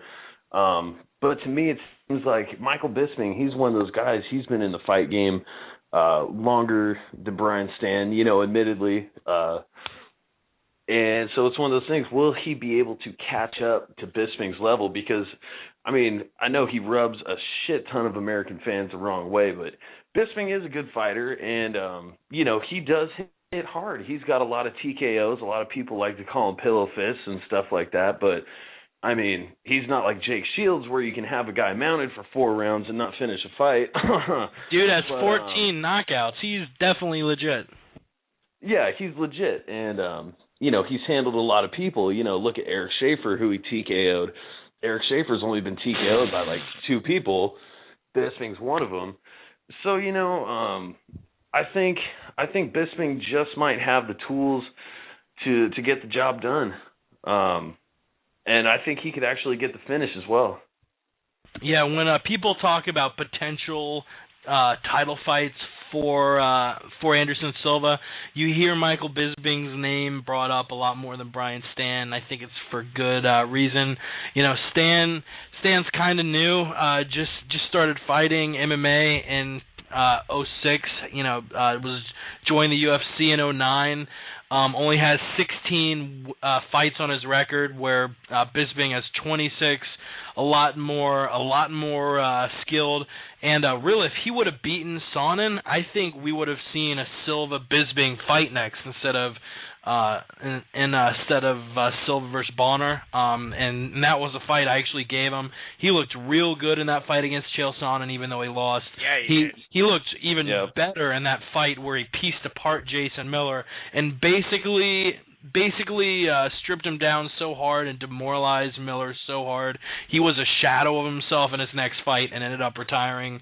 He just looked amazing in his last fights, against George Rivera or Jorge Rivera. I never know how they pronounce it because a lot of Latin people go by Jorge, a lot go by George, so you never know. But in any case, George Rivera was talking a lot of shit. I actually thought before that fight that Rivera's shit talk may have gotten into Bisping's head, and it turned out it did when you saw him spit at his corner after the fight. but he kept it together at least during the fight, pieced him apart too. So I really think Bisping's been on a tear, and I see him, talk about dudes who have iron jaws. Stan's one of those guys. I don't see him finishing Stan, but I see him taking the 3-round unanimous nod. Well, Mr. Walters, that is a little breakdown, a little fight there. I always gotta end my Wrap-Ups with that cool radio voice. Yeah, let's not forget that Brian Stan at light heavyweight got Kimura'd by Christoph So Stinky.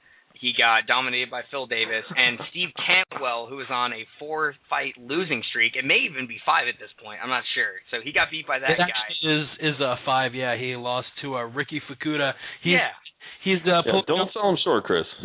He's pulling off the rare 5-fight losing streak without being cut.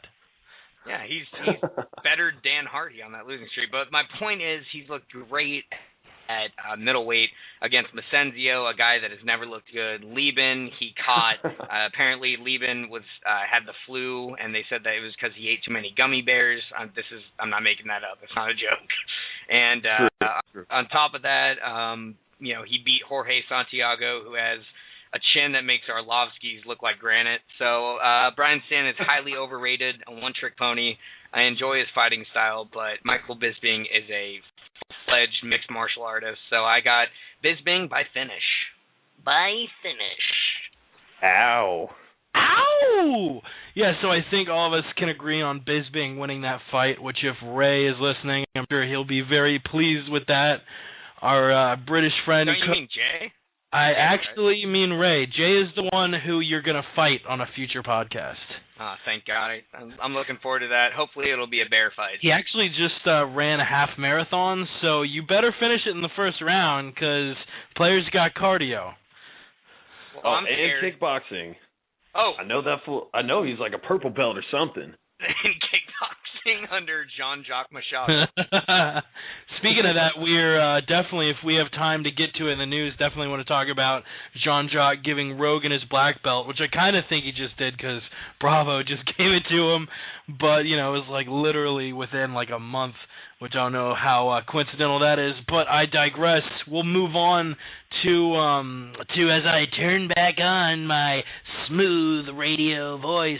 We have 2 championships, actually, which is a rarity for a UFC fight, and I'm pretty pumped for. We have, obviously, John Jones fighting Belfort in the main event, but we have the inaugural flyweight championship between Joseph Benavidez, Demetrius Johnson, something that's, kind of been put on hold a lot, with the rematch between McCall and Johnson. We saw Johnson get the job done.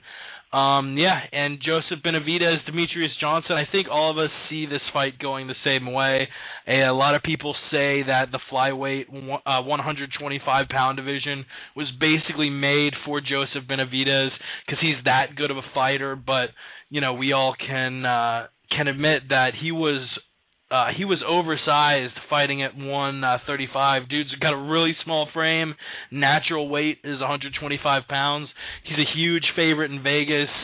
He really has some great wrestling, which, even though Demetrius Mighty Mouse Johnson has some pretty good boxing, I don't really think anybody believes that he'll be able to stand up to Joby Wan Kenobi's wrestling. P-Money? Yeah, I think that's pretty much the way it's going to go, and he's a good odds favorite in Vegas for a reason. You look over the records, Joe, he's got more wins, he's got more finishes. His only 2 losses are to Dominic Cruz, one by unanimous decision, one by split decision. And you look at what he's been able to put together, and he just seems a little more dynamic, and I think that's evidence in his record by his finishes. And especially when you compare some of the common opponents, you look at Joseph Benavidez' fight versus Miguel Torres, and that was pretty much the end of Miguel Torres' career. He just got annihilated by Benavidez and, ruined his face with an elbow forever and subsequently just choked him out. versus Demetrius Johnson's fight with Miguel Torres, and Demetrius was given the win by the judges, but he had a fucking broken leg at the end of that fight, and he was pretty much in a triangle or a guillotine or some shit because he was trying to avoid the stand-up the whole time. So it was just one of those things. I mean, I think Miguel should have got the nod because, again, Demetrius was just avoiding that fight by trying to get the takedowns going, and this is someone that Joe obliterated.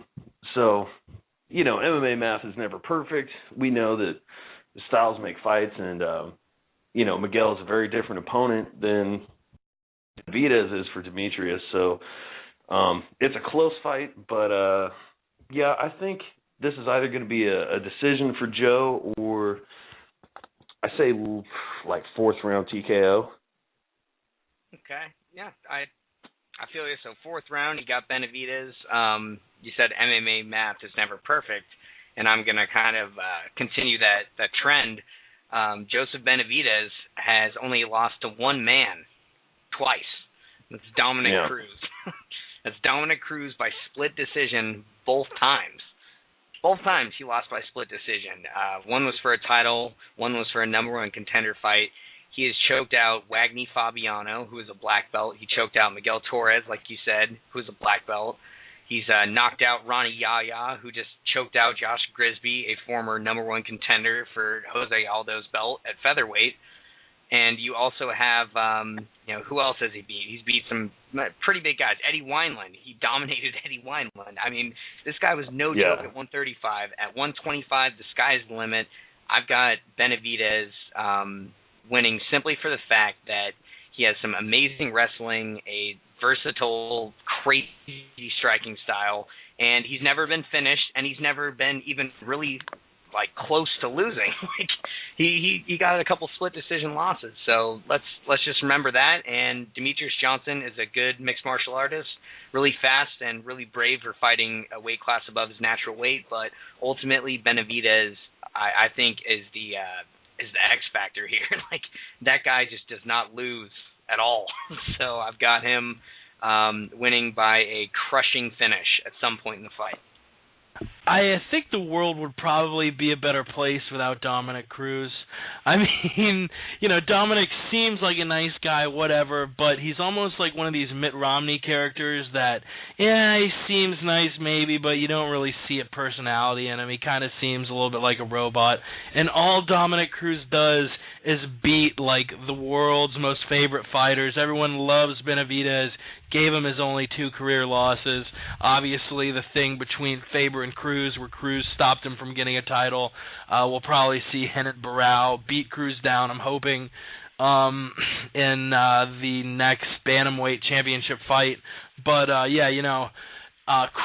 Cruz really, really handled Demetrius Johnson, and that's something he really didn't do to Benavidez. Both the alpha male guys, Faber and Benavidez, put up fights against Cruz and really made him wars. The fight against Dominic Cruz with Demetrius Johnson really wasn't much of a war. It was more of a one-sided beatdown. So yeah, I definitely agree. I see it as a decision. Benavidez definitely does have strong hands, but we are going to see a lot more decisions with these lower ranked guys. It looks like P Money may have just dropped off the air. We hope to get him back on soon. I believe it's only P Money who's having technical difficulties. You there, Chris? Chris, you there? Yes. Cool. Yeah. So, you back?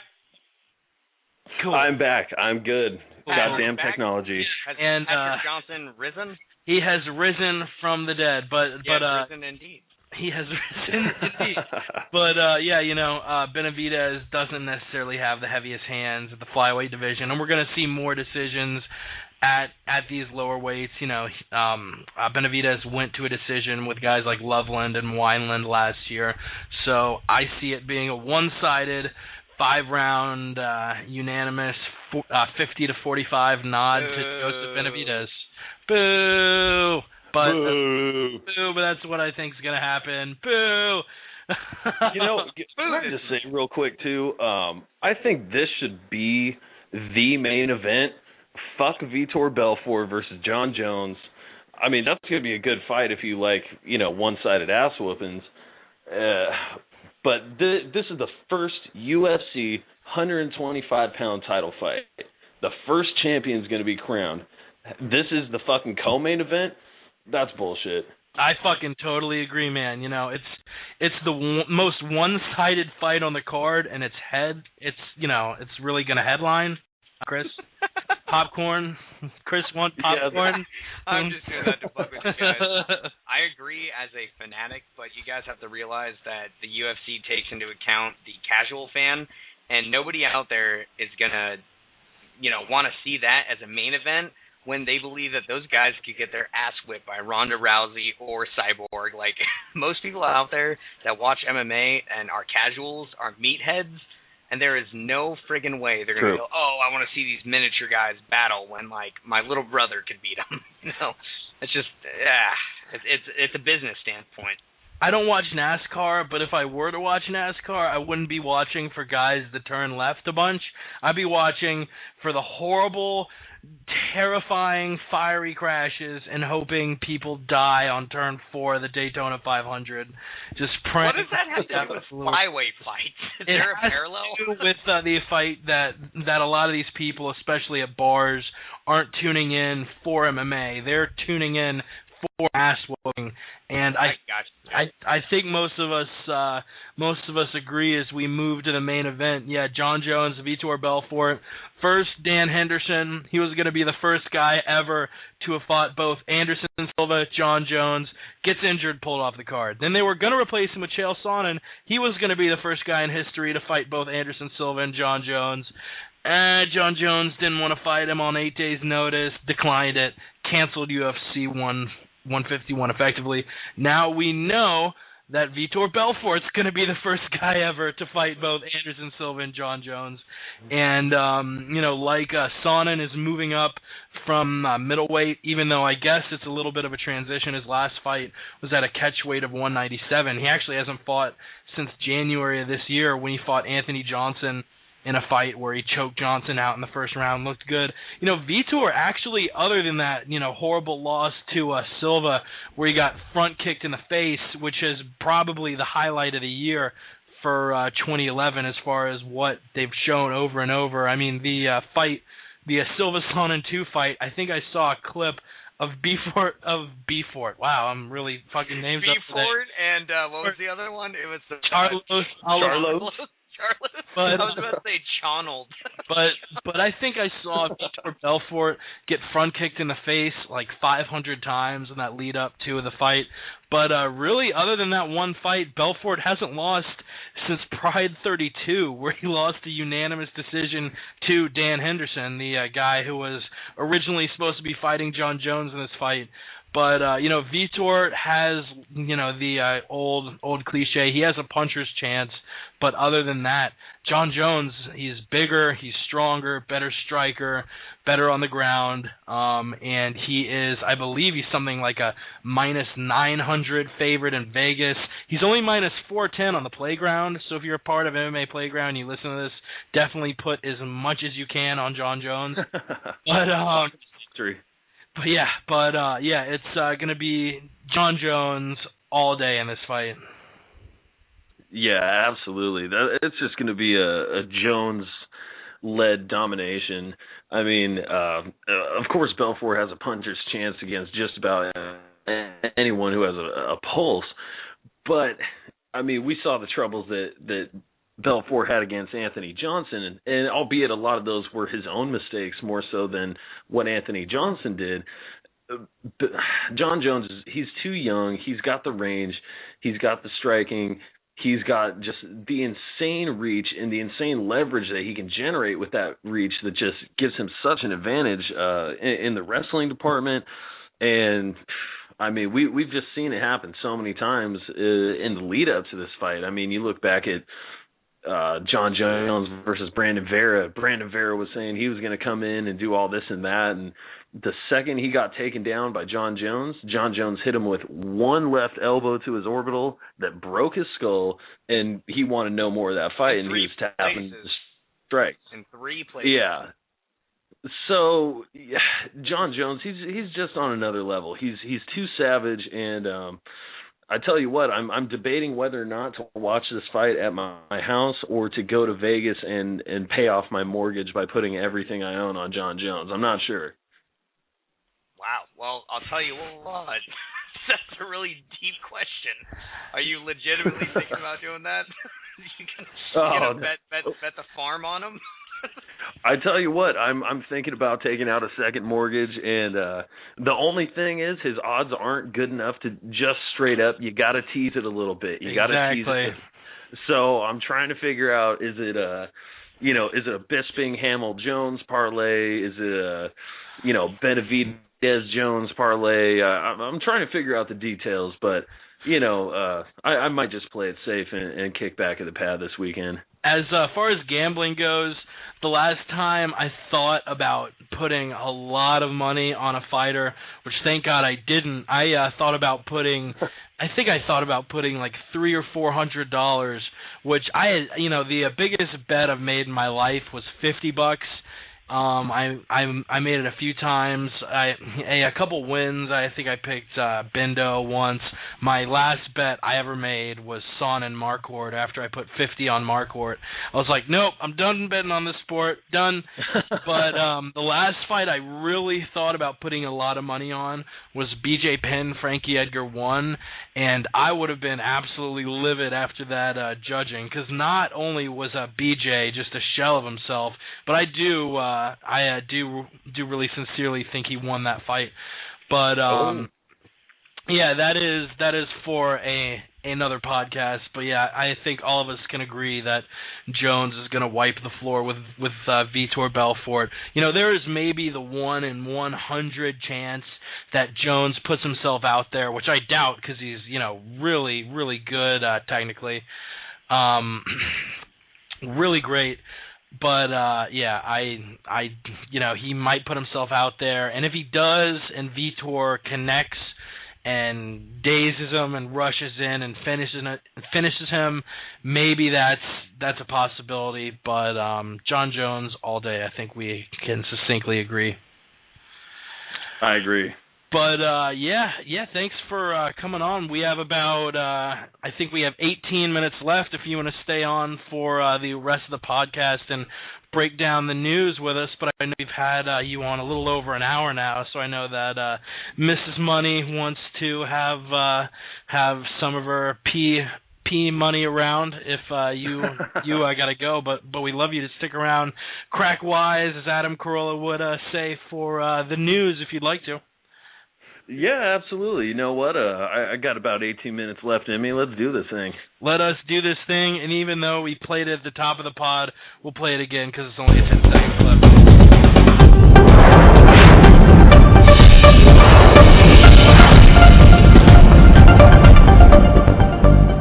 I really like playing that clip before I talk about news topics because it makes it feel so much more official.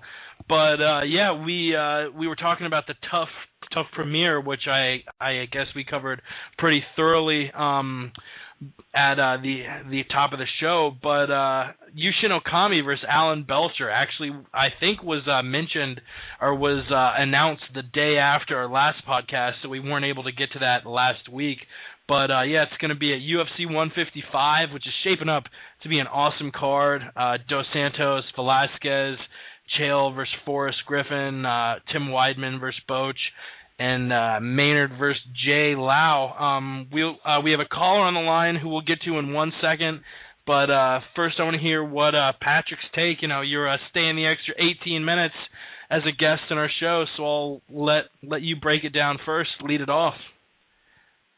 Yeah, bud, Alan Belcher, he's been displaying that talent in his couple fights back. He had that long layoff with the detached retinas, and I'm very curious that this fight was announced, because when Belfort got inserted against John Jones, Alan Belcher had came out saying that he had a spinal fracture. And I don't know, maybe if that was a misdiagnosis or something like that, or maybe if it was a contusion or a bone bruise, But my first thing is Alan Belcher going to be getting into the cage with a broken back? Because, I certainly hope not. And this is a rematch. They both made their UFC debut against each other, if I'm not mistaken. Yeah. Okami won that. And Okami took the unanimous decision. So it's looking like a good fight. And I think Alan Belcher, he showed some good progress. He was playing footsie with Husamar Palhares, and he came out on top, which, literally everyone was selling him down the river before that fight. But, so I'll take the guy who's, he looked beautiful. He wrapped Husamar Palhares up on the ground and then proceeded to put him down with a pretty nice savaging of punches and elbows. So, combine that with his the quick work he made of Jason McDonald in his return at Battle of the Bayou. I think I'll take the guy whose stock is on the rise as opposed to the guy who nearly got knocked out by Buddy Roberts. I don't know what you guys think about Definitely. that. Definitely. I couldn't agree more. It's really going to kind of depend on Belcher's health. You were talking about his broken back. The last guy you want to get in the ring with is a strong judo guy if you have a broken back, because judo guys are the top of the list as far as throwing people around. Chris has a real quick point to make. Sorry about making you wait, whoever's called in, but we will get to you right after Chris makes his Okami Belcher counterpoint. Well, Belcher has looked absolutely fantastic. He turned a corner. He had some crushing losses to Jason Day, who had 3 fights in the octagon, lost a close decision to Okami, and, he was hit or miss for the first part of his career, and ever since he brought it all together after his fight against Ed Herman in 2008, he has looked absolutely fantastic. He had a guillotine against Dennis Kang. He's had TKOs, submissions, KOs. He's one of my favorite fighters, at least top 10, and I can't wait to see what he does. I think he's going to put it on Okami. Personally, Definitely. I love the guy. Definitely, and I actually think Okami might win. Just so all around great. But Belcher, God, I really don't know whether that Palhares fight was a flash in the pan or not. I would lean towards saying no, but I guess we'll see at the end of the year at UFC 155, and I'll bring our caller in now just because I feel shitty about calling you caller so much. What is your name, man? Hi, this is Anthony from Arizona. Oh, this is Anthony from Arizona. We've had you on before, you slick bastard. How are you doing, man? I'm doing okay. Yeah, we're kind of we've got a lot of news topics out there. What did you want to talk about?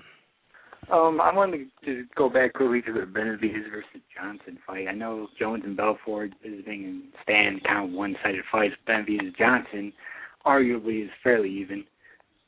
So, a scenario. Say you're on, Saw 6, and you have to call that fight perfectly to survive. How would you call it? Talking round, that's one. Fighter, that is one. And by which means knockout, TKO, or submission, or decision. I would be pretty confident saying decision win 50-45, going Benavidez. I think if there's any fight, which even the Jones fight, because you never know how Jones is going to, want to finish off Belfort. He's kind of, Jones makes people look so silly. It's almost like that finish him screen toward the end of Mortal Kombat. He makes dudes look like they're just standing there spinning their head around. So yeah, I'm actually pretty confident that Benavidez is going to win every round, 50-45, maybe 50-44, maybe he really puts it to him one round, but I'll stick on the safe side. I don't know what I was going to say there. Stick on the safe side, but stick on the safe side. If I had my leg hooked up or my balls in some horrible vice in front of a cobra, that's going to Saw 7, the return of Jacoby.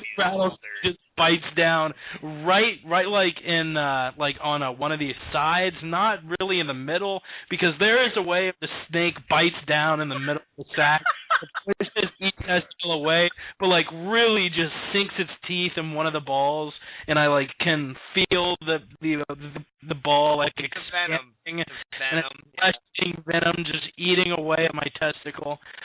Yeah, that is how I call that fight. What about you guys?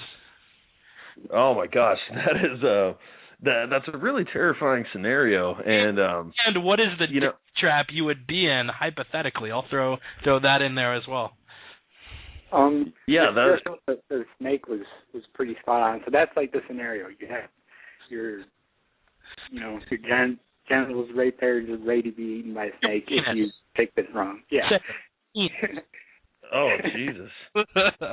Okay, so I got my nuts in basically what is a biological bear trap. And Anthony, you bring up a lot of really good points just in the fact that, like I was saying in my breakdown of the fight, I mean, MMA math, it's not always perfect. And these two guys, they're stylistically so similar. Same height, same style. Boxing is good on both sides, strong wrestling background. But I got to do it. If it's the nuts on the line situation, I got to put it on a Benavidez UD. Maybe I say 48-47. Let's make it a close one. Which rounds do you have Benavidez winning? I'll say 1, 2, and 5, just like Nick Diaz. Oh, I see what you did there. I see what you did right there. You did there. Chris? Okay. Okay. Anthony, is there any way I could change up the method of torture? Yeah, it's open for my situation. Okay. So for my situation, the ultimate torture would be face down on the ground, and you're tied up, your feet are tied, your hands are tied, and I like where this is going. There's a bunch of catnip all over you, and there are 30,000 feral cats.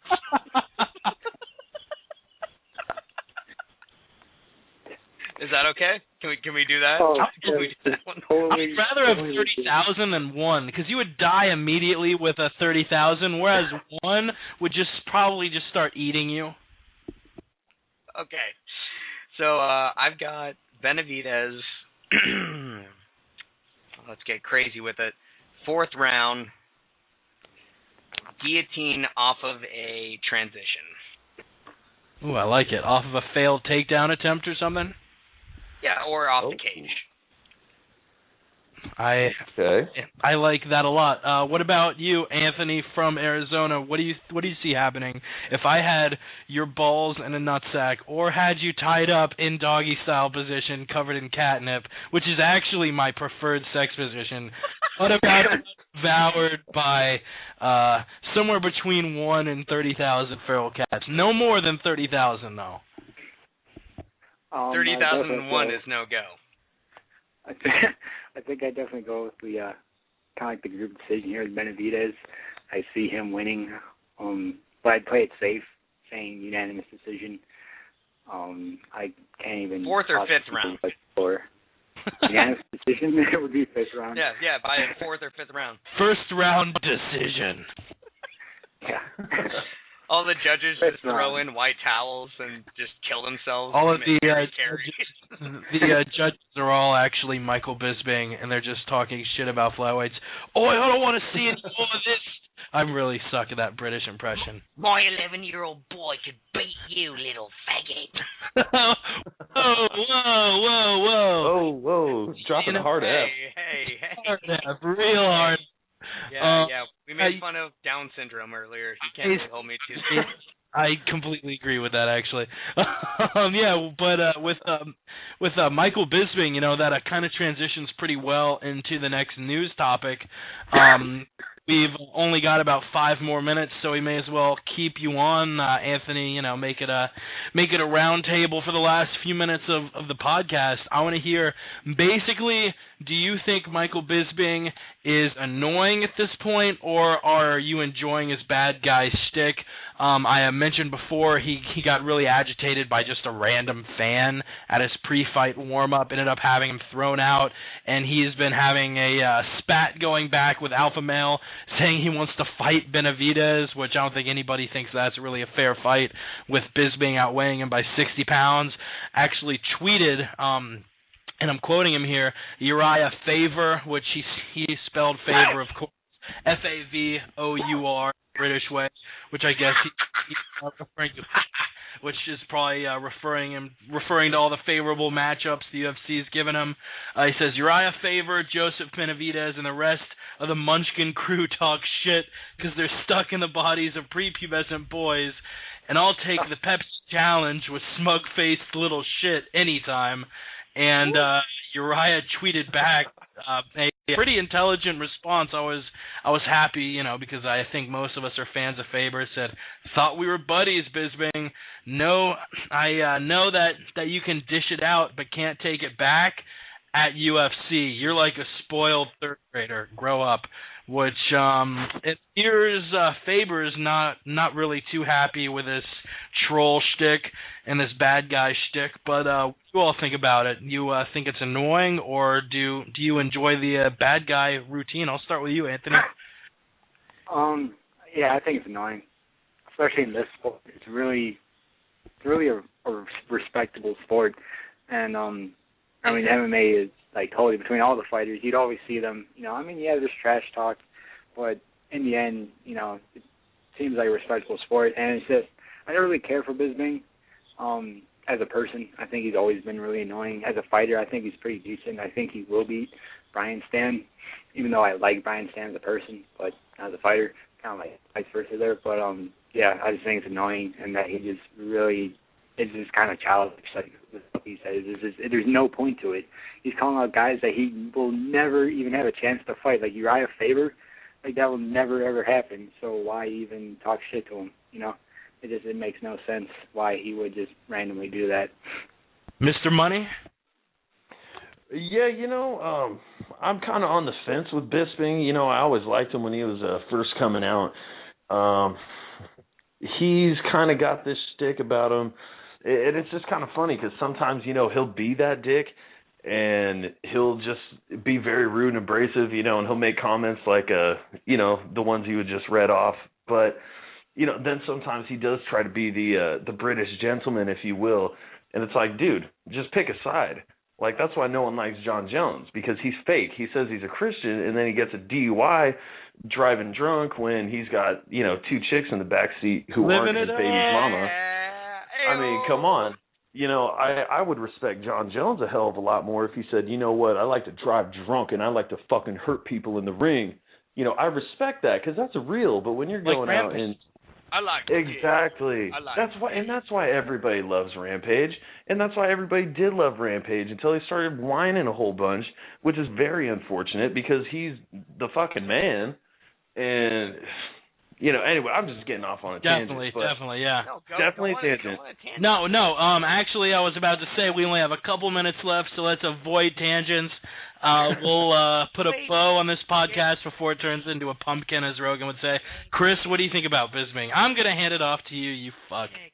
Yes. I was just gonna say simply that I'm a short man. I'm only 5'8", and to hear this kind of like drivel from Bisping reminded me in the first place why I hate the guy. Like, oh, this dude's short, so he has nothing to say. Like, come on, man, really? Like, you're going to fucking blast people that are short because you don't like what they have to say? I don't like that. I don't like that at all, man. I think there are too many good guys in the UFC, and I actually enjoy a little bit of bad guy talk. He knows what he's doing, but he plays the bad guy excellently. I guess I will let you go, Anthony from Arizona. Thanks a lot for calling in. Thank you.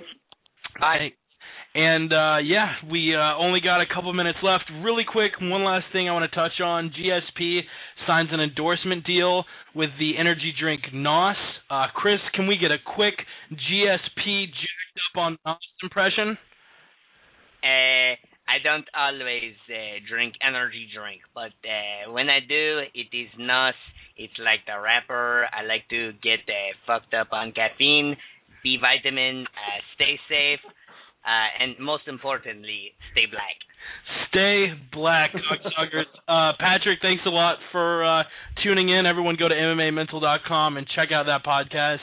You have any plugs or shout-outs to throw out there before we put a bow on it? Yeah, I just wanted to say thanks to you, Jake, and thanks to you, Chris, for having me on short notice. And, everybody check out the MMA Mental Podcast. It's on iTunes, and give me a follow at Sweet Pappy Jones.